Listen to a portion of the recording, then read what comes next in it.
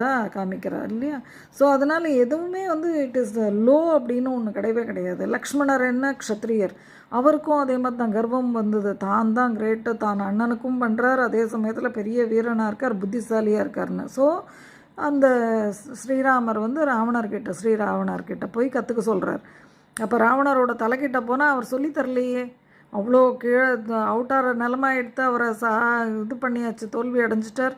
அப்போ கூட அவர் வந்து தன்னுடைய அந்த இதை விட்டு கொடுக்கல, தனக்கான அந்த அறிவை வந்து ஜஸ்ட் லைக் தட் யாருக்கும் கொடுக்கல. சிஷ்யனாக ஒருத்தனை ஏற்றுக்கணுன்னா தன்னுடைய கால்கிட்ட வந்து நின்னான்னா தான் அவன் வந்து தன்னுடைய இதை கேட்பார் அப்படின்னு அந்த கால்கிட்ட வந்து நின்னதுக்கு அப்புறமா தான் he started giving the advice.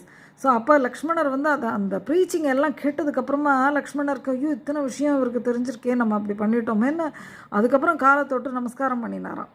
So அந்த மாதிரி அண்டு நிறைய அந்த அர்ஜுனருக்கு கூட ஒரு கதை உண்டு. அவர் வந்து